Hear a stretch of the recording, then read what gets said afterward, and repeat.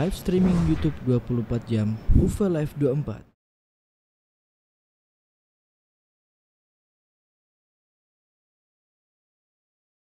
Bismillahirrahmanirrahim. Assalamualaikum warahmatullahi wabarakatuh. Alhamdulillahi ala ihsani wa syukru lahu ala taufiqihi wa amtinani wa asyhadu an la ilaha illallah wahdahu la syarika lahu ta'ziman li sya'nih wa asyhadu anna Muhammadan abduhu wa rasuluhu ada ila ridwani. Allahumma salli alaihi wa ala alihi wa ashabihi wa ikhwani. Hadirin hadirat yang dirahmati Allah Subhanahu wa taala, kita lanjutkan bahasan kita dari pembahasan kitab Al-Adabul Mufrad karya Al-Imam Al-Bukhari rahimahullah. Kita masuk pada bab 91. Bab la taqul qabbahallahu wajhah. Bab janganlah engkau berkata semoga Allah memburukkan wajahnya. Semoga Allah memburukkan wajahnya. Dan ini adalah ungkapan makian tetapi berisi doa keburukan. Ketika seorang marah kepada orang lain dia mengatakan qabbahallahu wajhak. Semoga Allah memperburuk wajahmu, ya. Kalau kita di tanah air tidak ada seperti ini.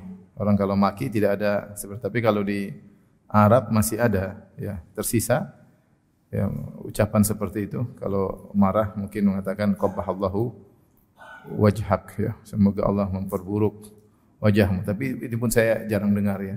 Saya jarang dengar, tapi kalau di tanah air ya, hampir-hampir tidak ada ungkapan seperti ini, ya. Tapi ini intinya maki disertai dengan doa keburukan, di mana isi doa tersebut semoga Allah membuat wajahmu menjadi buruk. Dan di antara hak seorang istri kepada seorang lelaki, Rasulullah pernah mengatakan wala yuqabbih wajhaha, yaitu tidak boleh seorang suami memperjelek wajah istrinya, itu dengan mengatakan qabbahallahu wajhaha wajhaki, semoga Allah memperburuk wajahmu, atau kemudian dalam arti yang lain mencela wajah istrinya, mencela wajah istrinya. Maka seorang kalau sedang marah jangan dia mencela wajah istrinya, ya. Taib, Imam Al-Bukhari membawakan hadis qala haddatsana Hajjaj qala haddatsana Ibnu Uyainah an Ibni Ajlan an Sa'id an Abi Hurairah an Nabi sallallahu alaihi wasallam qala.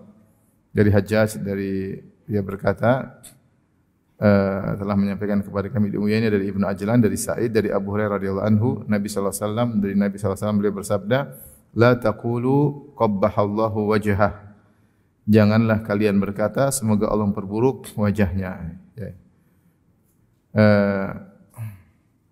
Ini peringatan bahwa sebagian orang kalau marah kepada orang lain, maka di antara yang keluar dari lisannya adalah mendoakan keburukan bagi orang lain tersebut. Di antara doa keburukan yang mungkin tersebar ketika itu di zaman Nabi sallallahu alaihi wasallam adalah qabbahallahu wajhak, semoga Allah memperburuk wajahmu atau Allah menjadikan buruk wajahmu. Maka Rasulullah SAW melarang untuk mengucapkan demikian. Hal ini kenapa? Karena wajah adalah bagian tubuh yang paling mulia dari seorang manusia. Dan Allah telah berfirman, laqad khalaqnal insana fi ahsani taqwim. Sungguh kami telah menciptakan manusia dalam bentuk yang terindah. Ya, dalam suatu athar atau suatu riwayat, ada seorang lelaki memuji istrinya. Kemudian dia berkata, kalau rembulan lebih cantik dari wajahmu, maka engkau akan aku cerai. Maka engkau saya cerai. Kata dia bilang, kalau rembulan lebih cantik dari wajahmu, maka engkau saya cerai. Maka istrinya gelisah ketika mendengar pernyataan ini, ya. Maka dia pun bertanya kepada para ulama di zamannya, apakah sudah jatuh cerai atau tidak? Karena suaminya berkata, kalau rembulan lebih indah dari wajahmu, maka engkau cerai. Dan kita tahu orang-orang Arab kalau mengungkapkan keindahan mereka mengatakan dengan apa? Rembulan. Wajahmu seperti apa? Rembulan, ya. Beda kalau kamu seperti langit. Kalau langit banyak bintangnya berarti banyak jerawatnya. Ini wajahmu seperti rembulan maksudnya indah. Nah, wanita ini gelisah. Apakah sudah dicerai? Karena wanita merasa rembulan lebih indah daripada dia. Sampai banyak ulama tidak berani menjawab, sampai bertemu dengan salah seorang ulama. Kemudian menjelaskan bahwasanya tidak jatuh cerai. Karena bagaimanapun manusia lebih indah. daripada makhluk yang lain. Ya. Makanya Allah mengatakan laqad khalaqnal insana fi ahsani taqwim. Sungguh kami telah menciptakan manusia dalam bentuk yang terindah. Itu yang disebut oleh ulama tersebut sehingga tidak jatuh cerai. Oleh karenanya kalau kita perhatikan seluruh makhluk yang ada, yang paling indah manusia. Yang paling indah apa? Manusia. Makanya ketika ada seorang kemudian menghayalkan suatu makhluk yang lebih indah dari manusia, yang dia merupakan khayalan dia tentang dewa misalnya, maka bentuknya menjadi aneh. Misalnya dewa bertangan 8, aneh atau tidak? Aneh. Dewa hidungnya gajah misalnya, aneh atau tidak? Aneh. Ya. Artinya kita pun kalau disuruh jadi kayak gitu kita enggak mau. Antum mau tangannya 8? Enggak mau ya. Antum mau kemudian hidungnya seperti gajah? Enggak mau. Ya. Atau seperti hayalan di Mesir, Sphinx. Badan kepala manusia, badan apa? Singa. Tidak pas. Yang terindah adalah manusia, dan yang paling terindah dari manusia adalah wajahnya. Maka tidak boleh seorang kemudian berdoa semoga Allah memperburuk wajahmu. Semoga Allah memperburuk wajahmu. Itu adalah bagian yang terindah yang ada pada manusia. Ini adalah godaan syaitan sehingga menjadikan seorang kemudian mencela wajah orang yang tidak disukai. Kemudian Imam Bukhari membawakan hadis berikutnya. Beliau berkata, qala haddatsana Abdullah bin Muhammad qala haddatsana Ibnu Uyainah an Ibni Ajlan an Sa'id an Abu Hurairah radhiyallahu anhu qala, dari Abu Hurairah beliau berkata, la taqulanna qabbahallahu wajhak wa wajha man asbaha wajhik wa wajha man asbaha wajhak. Jangan kalian berkata semoga Allah memperburuk wajahmu dan juga wajah orang yang mirip dengan wajahmu. Jangan kalian berkata semoga Allah memperburuk wajahmu dan wajah yang mirip dengan wajahmu. Fa inna Allah azza wa jalla khalaqa Adam sallallahu alaihi wasallam ala suratihi. Kenapa? Karena Allah menciptakan Adam sallallahu alaihi wasallam dalam bentuk Allah Subhanahu wa taala. Baik, ini peringatan lagi karena sebagian orang kalau sudah mencaci dia tidak hanya membatasi pada orang yang di depannya saja. Karena dia jengkel, dia kadang mencaci orang tuanya orang ini. Kau kurang ajar, bapakmu juga kurang ajar, ibumu juga kurang ajar. Kadang dia tidak puas, dia mencela satu kabilahnya. Memang dasar suku ini semua kena. Padahal yang salah satu orang ini aja. Tapi dia tidak puas, setan membuat dia lidahnya tergelincir. Dan ini bahaya, Ketika dia mencela satu kabilah, satu suku semuanya repot. Berapa banyak orang yang dia cela? Berapa banyak orang yang dia cela? Ya. Kalau ada orang bermasalah dengan kita sama dia aja, jangan kemudian yang lainnya. Yang lain tidak punya kesalahan. Kalau dia bermasalah, belum tentu ayahnya dan ibunya bermasalah. Belum tentu. Kenapa ayah dan ibunya orang tersebut juga kita maki? Kalaupun ayah dan ibunya bermasalah, kenapa sukunya semua kita maki ya? Di setiap suku ada yang baik, ada yang buruk. Tergantung banyak sedikitnya. Tapi di setiap suku ada yang baik, ada yang apa? Yang buruk. Setiap bangsa ada yang baik, ada yang buruk. Maka tidak boleh kita mencela secara total keseluruhan karena ini celaan yang berbahaya. Ya. Celaan yang berbahaya. Seperti ini.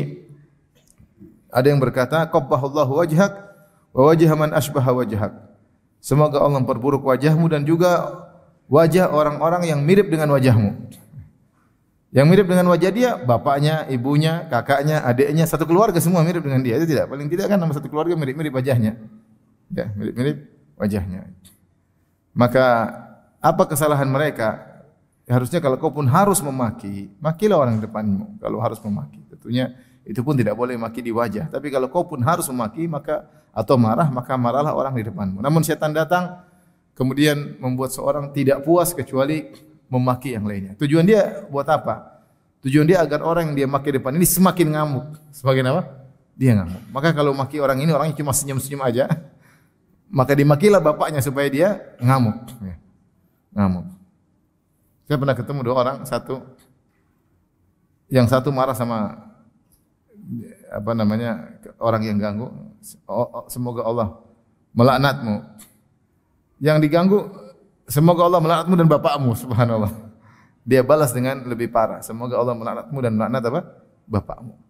Dia tidak puas kecuali dia ingin orang di depannya ditambah marah lagi. Maka dia pun sebut keluarganya. Kalau ini kan namanya berdoa kepada keburukan kepada keluarga seluruh. Karena yang mirip dengan wajah orang depan ini banyak. Ibunya ada kemiripannya, bapaknya ada kemiripannya, kakaknya ada kemiripannya, adiknya ada kemiripannya. Mungkin om tantenya juga ada kemiripannya, kakeknya juga ada kemiripannya. Dan khawatir tetangga juga mirip. Tetangga kalau ternyata ada hubungan keluarga mirip juga dengan dia. Oh, yang mirip wajah dia mungkin banyak. Bahkan ada orang tidak ada hubungan keluarga wajahnya mirip. Ada tidak? Ada. Ada. Wajah mirip padahal tidak ada hubungan keluarga. Ini namanya emosi sampai marah bukan sama orang depannya tapi kena banyak orang. Ya. Ini syaitan menggelincirkan ya. Ya. Kemudian Abu Hurairah radhiyallahu anhu menjelaskan sebab kenapa tidak boleh. Fa inna Allah azza wa jalla khalaqa Adam ala suratihi. Karena Allah menciptakan Adam dalam bentuk Allah Subhanahu wa taala. Dalam sebagian riwayat hadis yang lain ala suratir Rahman. Allah menciptakan Adam dalam bentuk Allah ya. Dalam bentuk Ar-Rahman. Maksudnya sebagaimana Allah punya wajah, Adam juga punya apa? Wajah. Sebagaimana Allah melihat ya, mendengar di wajah tersebut, maka Adam juga mendengar dan melihat di wajah tersebut. Ini secara global, bukan sama persis tidak. Bukan sama, tapi tidak sama persis, cuma sekedar maksudnya sebagaimana Allah punya wajah, Adam juga punya wajah. Sebagaimana Allah mendengar dan melihat, ya, Adam juga mendengar dan melihat. Sebagaimana Allah berbicara, Adam juga berbicara. Ya. Bukan kita bayangkan wajah Allah seperti wajah Adam, tentunya tidak ya. Tetapi hanya sekedar secara global. Ya. Maka tidak melazimkan tasbih. Untuk memudahkan hal ini dalam satu hadis Rasulullah SAW pernah bersabda tentang penghuni surga. Kata Rasulullah SAW, Inna awwala zumratin yadkhuluna al-jannata yawmal qiyamah dha'u wujuhihim ala misli dha'il qamari lailatal badri. Sungguhnya orang-orang yang pertama kali masuk surga pada hari kiamat kelak, cahaya wajah mereka seperti cahaya rembulan pada malam bulan purnama ya. Dalam riwayat yang lain, suratuhum ka suratil qamar. Sungguhnya orang yang pertama kali masuk surga, rombongan yang pertama kali bentuk mereka seperti bentuk rembulan. Walladzina yalinahum walladzina yalunahum ka asyaddi kaukabin durri, dan rombongan berikutnya maka seperti bintang yang paling bersinar. Di sini Rasulullah menyebutkan bentuk mereka seperti bentuk rembulan atau cahaya wajah mereka seperti cahaya rembulan. Tentu wajah tidak sama dengan rembulan ya. Tapi ada kemiripan dari sisi secara global. Mau saya ketika dalam akidah Ahlussunnah ketika kita menyebutkan Allah punya wajah, maka jangan dibayangkan seperti wajah manusia ya. Seperti Allah disebutkan Allah melihat dan mendengar, maka jangan dibayangkan seperti kita yang pendengarannya dan penglihatannya penuh dengan keterbatasan. Intinya wajah ya, kalau seorang marah maka jangan doakan keburukan kepada wajah seseorang, karena wajah tersebut yang ciptakan siapa? Allah Subhanahu wa taala dengan ahsanat taqwim, dengan ciptaan yang terindah. Kemudian bab berikutnya bab 92. Bab liyajtaniba al-wajha fi ad-darb atau liyajtanibil wajha fi ad-darb. Hendaknya seorang ketika memukul jangan pukul wajah, jangan pukul wajah. Haram seorang memukul wajah orang lain. Kalau mukul di badan, kalau harus mukul maka mukul di bagian apa? Badan ya. Atau bagian yang lainnya. Apalagi pukulan mendidik, tidak boleh mukul di wajah. Al-Imam Bukhari berkata, qala hadatsana Khalid bin Makhlad qala hadatsana Sulaiman bin Bilal qala hadatsani Muhammad bin Ajlan qala akhbarani Abi wa Sa'id an Abi Hurairah radhiyallahu anhu anin Nabi sallallahu alaihi wasallam qala. Dari Nabi sallallahu alaihi wasallam dia bersabda, "Idza daraba ahadukum khadimatan falyajtanibil wajha." Jika salah seorang dari kalian memukul pembantunya, maka jauhilah wajah, jangan pukul wajah pembantunya, jangan pukul wajah pembantunya. Ini dalil bahwasanya sebagaimana kita bahas sebelumnya, memukul boleh kalau memang ada sebabnya. Memukul pembantu boleh, memukul anak boleh, memukul istri boleh, tapi semuanya adalah pukulan untuk mendidik dan tidak boleh langsung memukul kecuali ada sebab-sebabnya sebagaimana kita jelaskan pada pertemuan lalu. Namun kalaupun memukul, baik-baik memukul istri baik mukul pembantu, baik mukul anak, apalagi mukul istri, tidak boleh mukul bagian wajah. Karena wajah adalah tempat yang paling mulia pada diri seorang dan itulah dia berhadapan dengan orang lain. Makanya dikatakan wajah karena dia berhadapan dengan orang lain dengan wajahnya. Dengan wajahnya, itu tempat yang paling mulia. Yang kedua, di wajah ini banyak sekali indera, ada penglihatan, ada pendengaran, ada rasa, ada bicara ya, ada penciuman, ada semua di wajah. Kalau orang mukul wajah bisa jadi matanya enggak ngelihat dengan tidak baik, bisa jadi pendengarannya terganggu, bisa jadi penciumannya terganggu, bisa jadi indera perasanya terganggu. Ya, kemudian orang memandang orang lain dari sisi wajah. Maka dilarang memukul wajah, ya. Tidak boleh. Oleh karenanya seorang sangat dekat dengan Allah ketika dia meletakkan bagian tubuhnya yang paling mulia di tanah ketika sujud sambil berkata subhana rabbiyal a'la. Maha suci engkau ya Allah yang maha tinggi.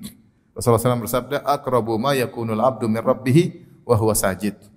Kondisi seorang paling dekat dengan Allah, dengan Rabbnya ketika sedang apa? Sujud. Kenapa sedang sujud? Dia sangat dekat dengan Allah karena ketika itu dia di puncak-puncak merendahkan dirinya. Dia meletakkan bagian tubuhnya yang paling mulia itu wajah. Kemudian dia sujud sambil mengakui keagungan Allah dengan mengatakan subhana rabbiyal a'la, maha suci Allah yang maha tinggi. Saat itulah maka Allah sangat dekat dengan dia, maka saat itulah doanya sangat mudah dikabulkan. Makanya dalam Syekh Abdul Razak pernah cerita ada seorang masuk Islam, kemudian dia cerita sebab dia masuk Islam. Ya. Dia kafir masuk Islam. Masuk Islam kenapa? Dia melihat sekelompok kaum muslimin. Ya satu hari dia baru pertama kali lihat ada kaum muslimin. Mungkin di negeri mana? Dia melihat kaum muslimin sujud. Dia lihat sujud. Terkadang di Eropa sana, terkadang orang Muslim terkadang sujud di tempat terbuka kan? Mereka enggak dapat tempat, mereka sholat tempat terbuka. Intinya dia pertama kali baru melihat ada orang-orang, sekelompok orang sholat berjamaah kemudian sujud di tanah. Dan dia tahu bahwasanya wajah adalah bagian yang paling mulia dimiliki oleh seseorang. Ya. Maka dia dalam hatinya ketika itu terbetik Allah kasih iman. Dia bilang enggak mungkin mereka ini meletakkan bagian paling mulia mereka sujud kecuali kepada sesuatu yang sangat mulia. Akhirnya dia tunggu mereka sampai selesai sholat. Kemudian dia tanya kepada mereka, kepada siapa kalian letakkan wajah kalian, dahi kalian? Maka mereka berkata, kepada Allah. Mereka tanya, Allah itu siapa? Maka mereka jelaskan. Akhirnya dia masuk Islam gara-gara itu. Dia masuk Islam gara-gara melihat ada sekelompok manusia yang rela menghinakan dirinya dengan meletakkan bagian tubuhnya yang paling mulia kepada sesuatu. Ya, ternyata kepada Allah Subhanahu wa taala yang telah menciptakan wajah-wajah tersebut. Hanya kepada Allah lah yang menciptakan wajah tersebut, kita merendahkan wajah kita. Ya. Maka akhirnya orang ini pun masuk Islam. Ya. Dan Rasulullah mengingatkan, jangan pukul wajah, ya. Jangan pukul wajah. Karena wajah inilah sumber bikin kejengkelan, ya tidak? Yang mau dipukul cangkemmu maksudnya. Karena yang bikin jengkel itu apa? Wajah ya. Bukan kakinya, bukan tangannya, bikin jengkel apa? Wajahnya. Lihat aja mau muntah lihat dia, mukul. Makanya emosi selalu tertuju pada wajah. Maka Rasulullah SAW ingatkan, jangan.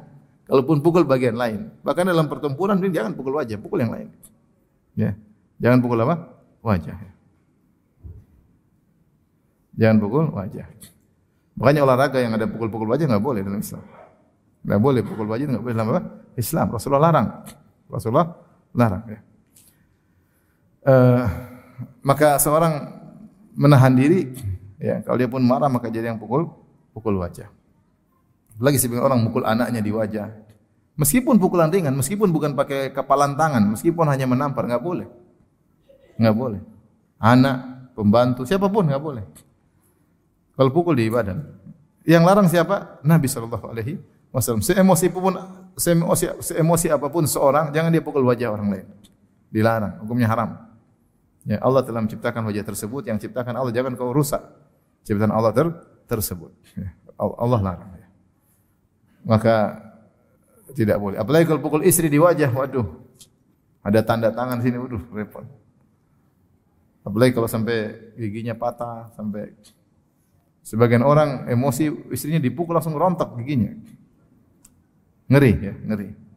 Ada kawan dia cerita, dia nggak mau mukul istrinya, tapi istrinya mukulin dia terus. Akhirnya dia suatu saat istrinya mukul dengan keras. Dia spontan balas, mungkin dia dulu petinju, dia dulu jagoan. Akhirnya dia spontan, prak, istrinya langsung pingsan. Kaget dia. Dia menangkis tapi membalas, nangkisnya apa? Balas. Refleks, kemudian istrinya dihantam, pingsan. Jangan, seorang tidak boleh. Makanya ibu-ibu tidak boleh jadi tukang pukul, ibu-ibu. Tidak boleh. Tidak boleh mukul suami, hukumnya haram. Ya. Yang dipukul itu ibu-ibu, bukan suami yang dipukul. Sebagian ibu-ibu suaminya dipukul, dicakar, mengerikan ya. Tidak tahu dosanya kayak apa ya. Oleh karenanya suami pun kalau mukul istri, mukul dengan berdiri dan tidak boleh di wajah. Tidak boleh di wajah. Karena dia keluar akan berhadapan dengan wajahnya. Kalau orang lihat kenapa, dia bingung menjawab. Tapi kalau di badan mungkin tidak kelihatan.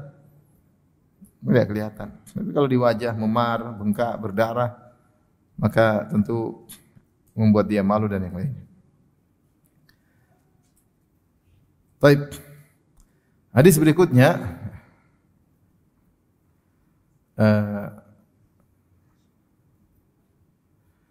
Al-Imam Bukhari berkata, qala haddatsana Khalid, qala haddatsana Sufyan an Abi Zubair an Jabir qala murra 'ala Nabi sallallahu alaihi wasallam bidabatin qatusima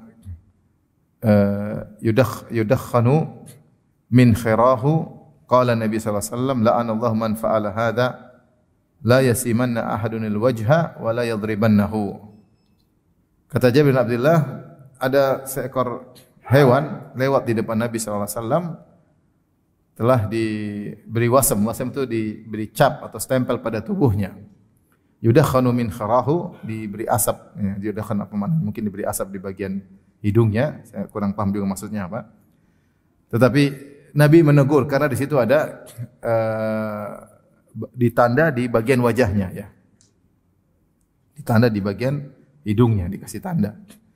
Maka Rasulullah berkata, la'anallahu man fa'ala hadza. Semoga Allah melaknat orang yang melakukan ini karena memberi cap kepada hewan di bagian hidungnya atau di bagian wajahnya. La yasimanna ahadunil wajha, jangan sekali-sekali salah seorang dari kalian memberi cap bagi hewannya di bagian wajah. Wala yadribannahu, dan jangan sekali-sekali pukul wajah hewan. Jadi ternyata larangan mukul wajah ini bukan cuma terkait dengan pembantu, anak atau istri atau musuh, bahkan hewan pun tidak boleh. Hewan pun tidak boleh. Dahulu wasem atau cap di hewan itu diperlukan ya. Sampai sekarang orang masih melakukan. Jadi misalnya onta ada capnya, ada nomornya. Dia pakai semacam besi yang dipanaskan, ada nomornya, ditempelin. Ringan ya, sedikit di badannya supaya tanda ini onta nomor berapa, miliknya siapa.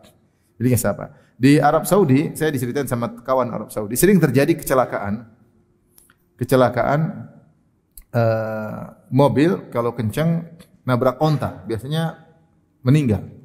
Karena onta kan besar, kalau ketabrak yang naik mobil itu meninggal ya. Karena kecelakaan itu terjadi beberapa kali, sampai ada seorang syekh juga meninggal karena demikian ya. Nah, dilihat kalau onta tersebut ketabrak di siang hari, ada yang mengatakan yang salah supirnya, harusnya dia jalan lihat-lihat. Tapi kalau tabrakan tersebut terjadi di malam hari, maka yang disalahkan yang punya apa? Onta. Harusnya ontanya ditahan di malam hari. Ontanya siapa pasti ketahuan. Karena ada stempelnya biasanya. Ada apa? Stempelnya, capnya. Jadi onta ini milik siapa ketahuan dengan stempel tersebut. Itu fungsi wasem atau fungsi stempel tadi. Ini dibolehkan. Hewan ya mungkin tidak begitu sakit, biasa cuma tempel sebentar, dia kesakitan sedikit, tapi ada manfaatnya untuk diketahui milik siapa hewan tersebut, biasanya pada onta. Nah, ini ada orang yang memberi capnya di wajah onta tersebut atau di wajah hewan tersebut. Maka Rasulullah SAW marah, ya.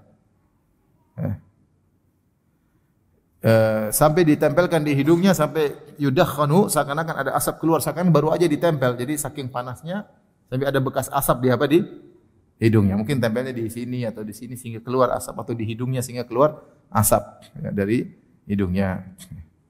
Maka Rasulullah SAW marah dan mengatakan, semoga Allah melaknat orang yang melakukan demikian. Dan di antara hal yang menakjubkan, ada kawan-kawan, teman-teman di UIM dulu dari Afrika. Kawan-kawan, Masya Allah, mereka cerdas-cerdas, mereka hafal Quran, orang Afrika itu Masya Allah, mereka punya hafalan kuat, suaranya bagus, terus mereka kuat-kuat. Luar biasa orang Afrika, kawan-kawan waktu di Madinah. Ya. Terus mereka banyak hafal syair-syair Arab, banyak sekali. Saya punya kawan dulu, saya masih ingat, Masya Allah, hafal syair-syair begitu banyak. Bahkan mereka bikin syair-syair Arab, Quran jelas mereka hafal. Ya. Tetapi di antara mereka ada saya yang lihat, mereka ada garis-garis, kadang ada garis 3, ada kadang garis 2 di wajahnya. Saya ini kenapa wajahnya digituin? Ternyata itu tanda suku tertentu. Ketika mereka kecil, mereka dikasih garis. Ada garis tertentu, ada yang begini, ada yang begini, ada yang di sini. Jadi setiap suku punya tanda garis tertentu. Kalau anaknya dikasih tanda, berarti dia dari suku tertentu. Subhanallah. Ini tidak boleh tentunya, nggak boleh. Ya. Karena membekas sampai besar dan mereka sengaja untuk membuat tersebut. Dulu belum ngaji, belum ngerti. Ya. Tapi sampai mereka kuliah di Madinah, belum hilang tanda tersebut. Belum hilang tanda tersebut. Ini tentunya tidak diperbolehkan. Ya. Hewan saja tidak boleh diberi tanda di wajah, apalagi manusia. Oleh karenanya, ini dalil bahwasanya kalaupun seorang marah sama hewan, pertama dia tidak boleh memberi tanda di wajahnya, wala yadribannahu, dan dia tidak boleh mukul wajah hewan. Kalau dia pun harus mukul hewan, ya maka dia pukul di tubuhnya. Karena terkadang hewan perlu dipukul, tapi tidak boleh seorang menzalimi hewan tersebut. Ya. Kadang-kadang kita lihat ada hewan, misalnya kuda, kemudian orang-orang naik bawa delman ya. Kemudian dokar delman ya. Ya, kemudian kudanya nggak mau jalan, dipukul. Saya pernah waktu itu di satu daerah rame-rame, kita berapa orang mau jalan terus naik delman. Terus kudanya nggak mau jalan, dipukul pukul kuat sekali pakai cambuk. Dia jalan. Berapa lagi nggak mau jalan lagi, dipukul lagi. Ya, saya bilang saya nggak mau naik, turun. Akhirnya kita turun, beberapa orang turun, tinggalin delman tersebut. Kasihan, nggak tega.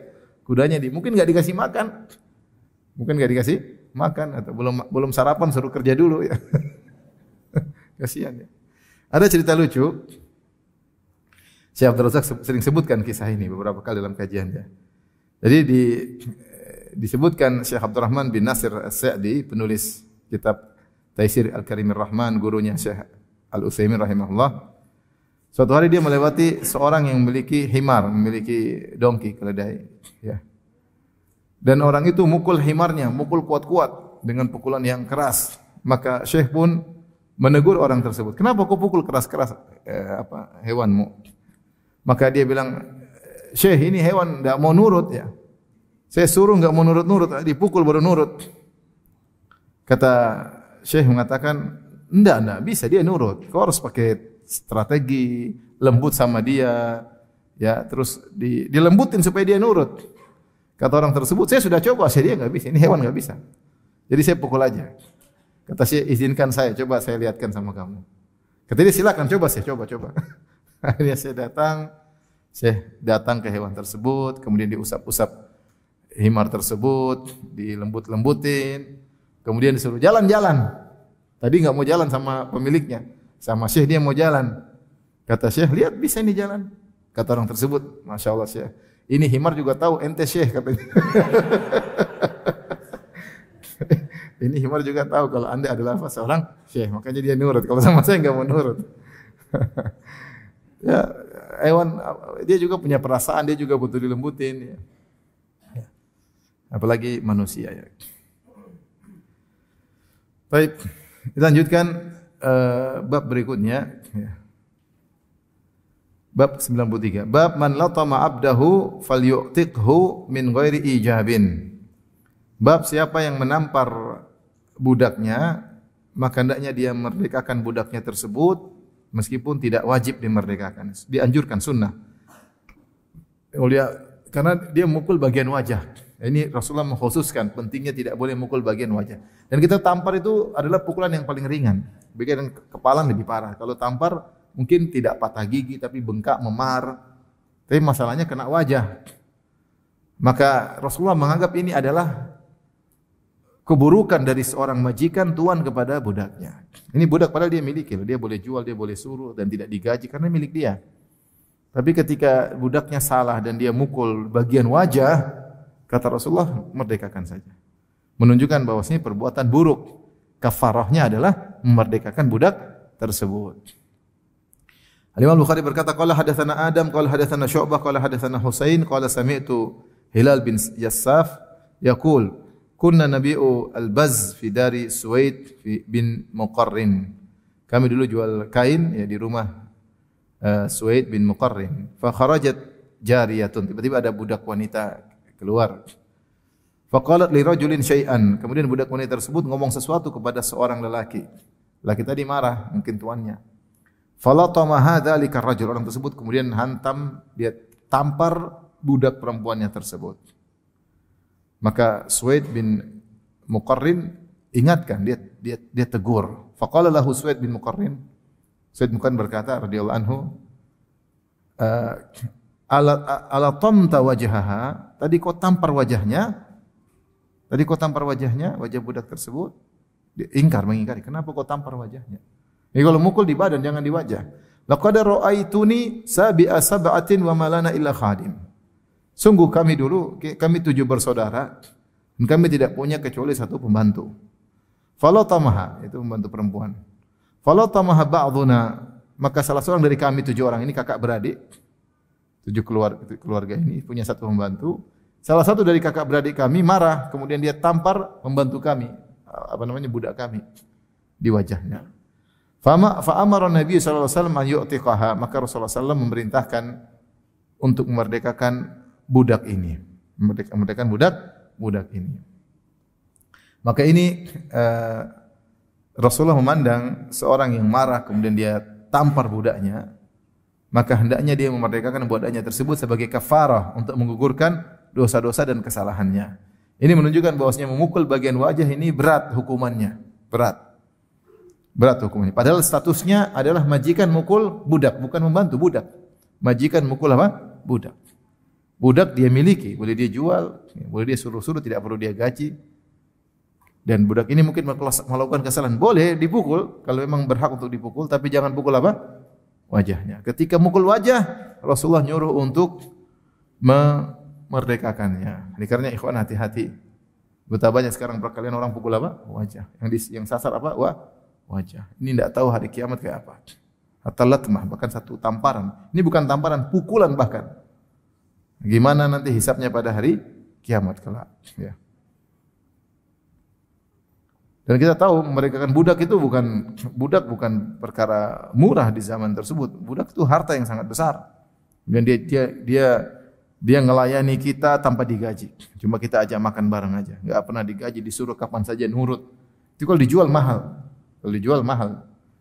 Ya, tapi ternyata untuk bisa melunasi kesalahan mukul wajahnya, hendaknya dimerdekakan.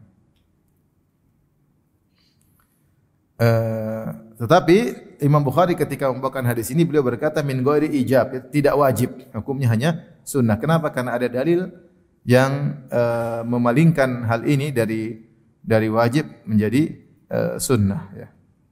Dan ini diantara bagaimana perhatian para sahabat untuk bernahi mungkar. Ketika ada orang melakukan kesalahan, maka mereka tegur. Tentu dengan cara yang terbaik. Maka bernahi mungkar, mengingatkan satu dengan yang lain harus dihidupkan. Ya. Jangan seorang pekewah-pekewu sehingga tidak menegur. Tegur yang baik, bukan tegur untuk menghinakan. Mengingatkan, mungkin dia tidak tahu, mungkin dia tidak sadar, mungkin dia lupa. Jadi masalah kita lihat orang kita diam aja. Bahkan teman dekat melakukan kesalahan kita diam aja. Jangan, nanti dia akan terus seperti itu. Ya. Dan kita pun salah ketika kita tidak menegur teman kita.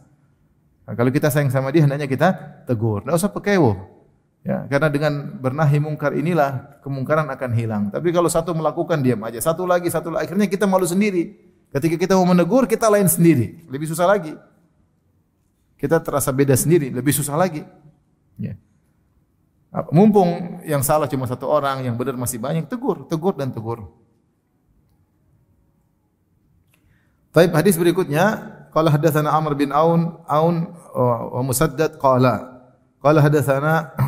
haddatsana Abu Awana an Firas an Abi Salih an Zadan an Ibni Umar radhiyallahu anhuma, dari Ibnu Umar radhiyallahu ta'ala anhuma.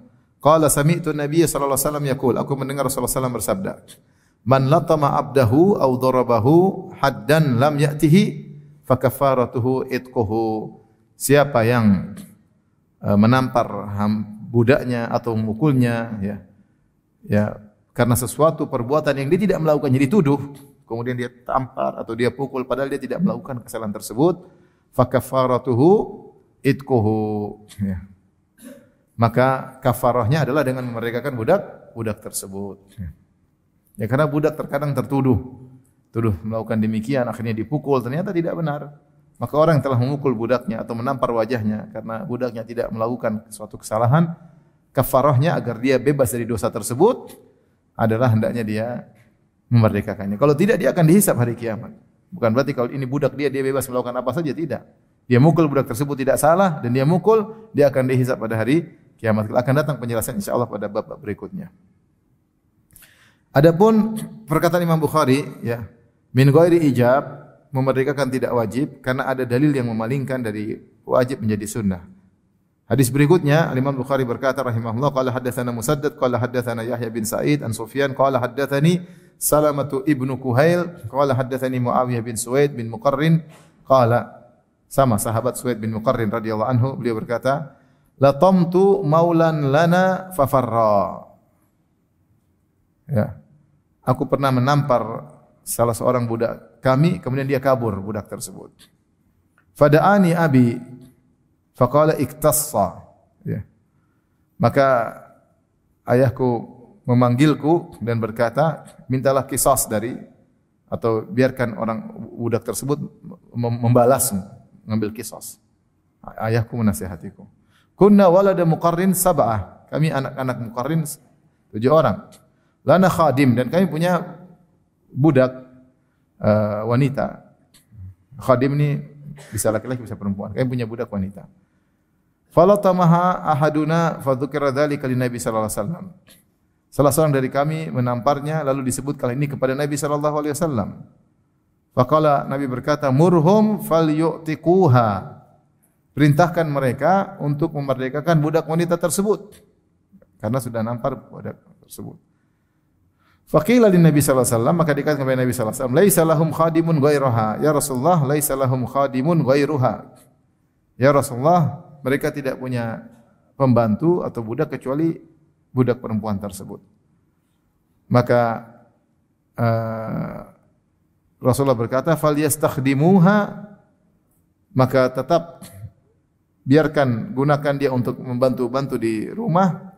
Fa idza staghnau atau fa idza staghnau khallu sabilaha. Kalau mereka merasa sudah tidak perlu lagi membantu, maka merekakan dia. Di sini nih, maka Imam Bukhari memalingkan perintah dari wajib menjadi sunnah ketika dalam kondisi memerdekakan budak ini enggak ada pembantu lain. Sehingga padahal mereka bertujuh butuh ada yang membantu dalam kegiatan mereka di rumah sehari-hari. Maka dia mengatakan kalau begitu, kalau tidak ada yang lain, maka tetap gunakan dia sebagai pembantu. Fa idza staghnau, kalau mereka sudah merasa cukup, maka merdekakan dia. Ini dalil bahwasanya perintah merdekakan dari wajib menjadi sunnah, ya. Tapi ini pembahasan sudah sekarang tidak kita perlukan lagi karena enggak ada budak. Siapa yang punya budak di sini? Enggak ada.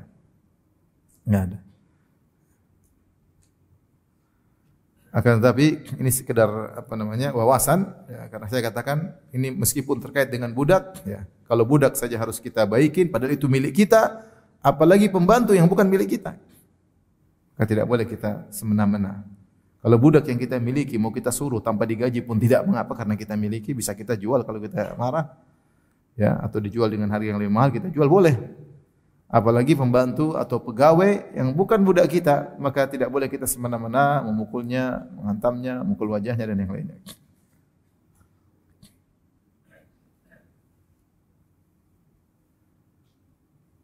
Al-Imam Nawawi rahimahullah dalam syarah Sahih Muslim menyampaikan bahwasanya memerdekakan budak yang dipukul dianjurkan, tidak sampai derajat wajib dengan ijma' ulama. Hadis berikutnya Imam Bukhari berkata qala haddatsana Amr bin Marzuq qala akhbarana Syu'bah qala li Muhammad ibn al-Munkadir. Muhammad bin al-Munkadir berkata kepadaku, "Mas muka, siapa namamu?" Faqultu Syu'bah. Namaku Syu'bah. Qala haddatsani Abu Syu'bah an Suwaid bin Muqarrin al-Muzani. Dari Suwaid bin Muqarrin al-Muzani wa ra'a rajulan latama gulamahu. Suwaid bin Muqarrin melihat ada seorang lelaki menampar budaknya. Faqala ama alimta anna surah muharramatun? Tidakkah kau tahu bahwasanya wajah surah maksudnya rupa itu haram untuk dihantam, dipukul, ditampar? Ra'aituni wa inni sabi'u sab'a ikhwah. Aku telah melihat diriku dan aku waktu itu adalah anak ketujuh dari 7 bersaudara atau orang ketujuh dari 7 bersaudara. Ala ahdi Rasulullah sallallahu alaihi wasallam ma lana illa khadim. Ketika di zaman Nabi sallallahu alaihi wasallam kami tidak punya pembantu kecuali 1 orang, untuk budak kecuali 1 orang. Fala tamahu ahaduna, maka salah seorang dari kami menampar budak kami tersebut. Fa amarana Nabi sallallahu alaihi wasallam an nu'tikahu, maka Nabi memerintahkan kami untuk memerdekakannya. Ya. Ini dalil bahwasanya berulang maknanya.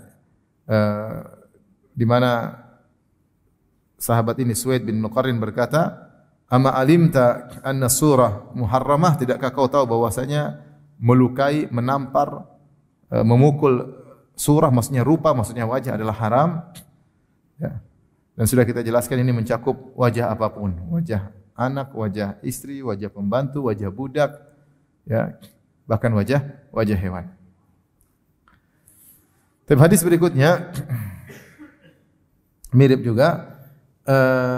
Imam Bukhari berkata qala hadatsana Musa qala hadatsana Abu Uwanah qala hadatsana Firas an Abi Shalih an Zadan Abi Umar qala kunna inda Ibnu Umar. Kami sedang berada di sisi Ibnu Umar. Fada abi gulamin lahu kana darabahu. Ibnu Umar memanggil budaknya di tengah-tengah kami. Ibnu Umar ternyata pernah memukul dia. Fakashafa an dhahrihi. Kemudian Ibnu Umar membuka punggung budak tersebut. Jadi Ibnu Umar pernah pukul dia di bagian punggung, bukan di wajah, di punggung. Dia buka pukulan keras. Mungkin ada kesalahan tertentu. Faqala ayuji'uka? Apakah pukulanku ini membuat kau sakit? Kata budaknya enggak. Kata budaknya enggak. Ya mungkin dia tahu dia salah, bisa jadi. Jadi Ibnu Umar enggak mungkin memukul budak ini kecuali karena ada apa? Kesalahan. Sakit enggak? Enggak. Ya, maksudnya apa namanya? Ya udah. Mau gimana lagi? Jadi bilang sakit, pukulanku sakit? Enggak, ya. Fa'ataqahu. Kemudian Ibnu Umar pun memerdekakan budak ini. Langsung dia merdekakan. Dia memukul budak ini, dia merasa bersalah. Dia merdekakan budak ini. Tsumma rafa'udan minal ardi. Kemudian Ibnu Umar mengambil sebatang kayu dari tanah. Faqala ma li fihi minal ajri ma yazinu hadzal ud. Ya. Ma li fihi minal ajri ma yazinu hadzal ud. Ya. Aku tidak dapat pahala dengan memerdekakan budak ini meskipun hanya sekedar seukuran ranting kayu ini. Jadi Ibnu Umar memandang ketika dia memerdekakan budak ini harusnya kan pahalanya besar, tapi menurut dia saya enggak dapat pahala. Pahalanya sedikit. Belum tentu seimbang dengan taring atau apa namanya ranting kayu ini. Belum tentu seimbang dengan ranting kayu ini. Fakultu, sang perawi berkata, "Ya Abu Abdurrahman, lima taqulu hadza?" Kenapa kau mengatakan demikian? Artinya bukankah memerdekakan budak pahalanya besar? Ya lagian kau pukul dia kan dia punya kesalahan. Lagian kau pukul dia kan dia punya kesalahan, dan ketika ditanya sakit enggak, kata dia enggak. Enggak ada masalah. Tapi Ibnu Umar tetap memerdekakan. Kata Ibnu Umar, saya merdekakan pahalanya sedikit. Belum tentu seperti ranting kayu ini, ya. Kenapa kau mengatakan demikian wahai Abu Abdurrahman? Ibnu Umar kunyahnya Abu Abdurrahman. Kenapa Anda mengatakan demikian wahai Ibnu Umar? Qala, kata Ibnu Umar, sami'tu Nabiy sallallahu alaihi wasallam yaqul, aku mendengar Rasulullah sallallahu alaihi wasallam berkata, man daraba mamlukahu haddan lam ya'tih Allah tama wajhahu kafaratuhu an yu'tiqahu. Siapa yang mukul budaknya bukan karena satu kesalahan yang dia lakukan, dia pukul, ya, atau dia menampar wajahnya, maka kafarahnya adalah dengan memerdekakannya, ya. Dengan memerdekakannya, ya. Jadi Ibnu Umar radhiyallahu anhu manggil budaknya, yaitu seakan minta maaf, mungkin ada kesalahan atau berlebihan mukulnya. kemudian dia merdekakan budak tersebut agar impas ya, agar impas. Dan dia merasa apa yang dilakukan dengan memukul budaknya tersebut, maka tidak ada nilainya dibandingkan dengan kesalahan yang dia lakukan. Baik, kita lanjutkan bab terakhir pada kesempatan kali ini ya. Bab qisasul abdi ya. Bahwasanya hamba, budak yang dimiliki oleh seorang, kalau dia dipukul tanpa sebab, dia bisa minta kisos pada hari kiamat kelak. Ngeri. Jangan kita semena-mena. Demikian juga pembantu, demikian juga pegawai, orang bawahan kita. Kalau kita menzalimi dia, akan ada kisos. Dia mungkin di dunia tidak bisa balas kita zalimi, tapi akan ada kisos. Ini budak saja bisa kisos, apalagi selain apa budak.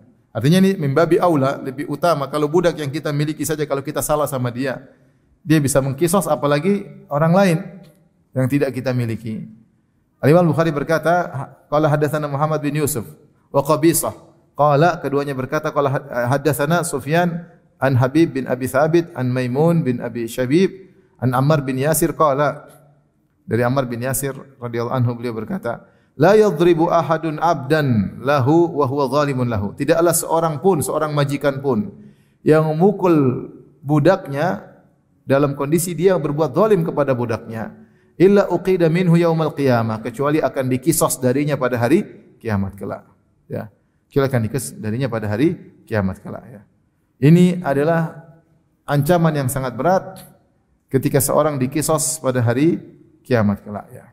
Hari yang sangat mengerikan ketika manusia dibangkitkan oleh Allah Subhanahu wa taala dalam kondisi hufatan uratan buhman, dalam kondisi tidak memakai alas kaki, dalam kondisi tidak berpakaian, dalam kondisi tidak membawa harta apapun. Ya. Qalu wa ma buhman ya Rasulullah, kata Rasulullah mereka dibangkitkan dalam kondisi buhman. Para sahabat bertanya, apa itu buhman ya Rasulullah? Kata Rasulullah SAW, laisa ma'ahum minad dunya syai'un. Tidak membawa apapun dari dunia ini, tidak ada harta, tidak ada dinar, tidak ada dirham, tidak ada harta apapun. Jangankan harta yang mewah dan megah, sementara sendal dia tidak punya. Jangankan sendal, baju yang untuk menutup auratnya tidak punya. Apa harta yang mau dia bawa? Kalau tidak ada harta yang dia bawa, bagaimana cara dia membayar kesalahan dia? Itu masalahnya. Fayunadihim, maka Allah pun menyuruh mereka, memanggil mereka, bisautin yasma'uhu man ba'ud kama yasma'uhu man qarub. Maka pada hari itu Allah memanggil seluruh hamba dengan suatu suara yang orang jauh maupun dekat dengarnya sama. Wa yaqulu anal malik wa anad dayyan. Allah berkata, aku adalah sang raja, aku penguasa sekarang. Dalam riwayat, aina mulukul ardi, mana raja-raja dunia? Mana penguasa-penguasa bumi? Enggak ada yang berani menampakkan batang hidung mereka. Aku penguasa alam semesta. Malik yaumiddin, aku penguasa hari pembalasan. Anal malik, akulah raja yang sungguhnya. Wa anad dayyan, aku yang akan membalas segala perbuatan manusia. Aku yang akan maha memberi pembalasan. Ya. Kemudian Allah Subhanahu wa taala berkata pada hari tersebut yang sangat mengerikan. Kata Allah, la yanbaghi li ahadin min ahli jannah an yadkhulal jannata wa li ahadin min ahli nar alaihi madlamatun hatta aqussahu minhu. Tidak boleh seorang pun dari penghuni surga mau masuk surga kecuali aku pastikan apakah masih ada penghuni neraka. Dia pernah menzalimi penghuni neraka, ada hak yang dia ambil dari penghuni neraka, kecuali aku akan ambil darinya untuk aku berikan kepada penghuni neraka. Ya, jangan kita pikir tenang aja, biar saya zalimi dia kan masuk neraka, saya aman. Tidak ada aman. Kalau ternyata ada penghuni neraka yang pasti punya hak sama kamu, Allah berhentikan dulu. Belum bisa masuk surga. Dicek ternyata ada punya hak, maka harus dikembalikan dulu kepada penghuni neraka tersebut. Ya, mengerikan. Bahkan meskipun itu orang penghuni neraka, bisa jadi kebaikan tersebut meringankan nerakanya sedikit. Dan ini bisa jadi dia tidak jadi masuk surga gara-gara harus membayar kesalahannya. Ya. Wala yanbaghi li ahadin min ahli an-nar an yadkhulan nar wa li ahadin min ahli al-jannah alaihi madlamatun hatta aqussahu minhu hatta lutmah. Dan tidak seorang pun penghuni neraka jahanam yang masuk neraka kecuali dicek dulu. Jika ternyata ada penghuni surga yang punya hak pada dia, maka harus diambil haknya dari penghuni neraka tersebut, meskipun hanya tamparan.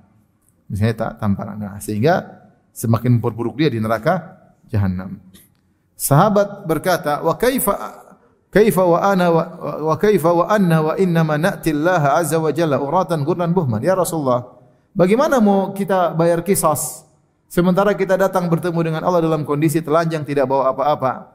Rasulullah SAW mengatakan bil hasanati was sayyiat. Semua bayarannya dengan pahala. Dengan apa?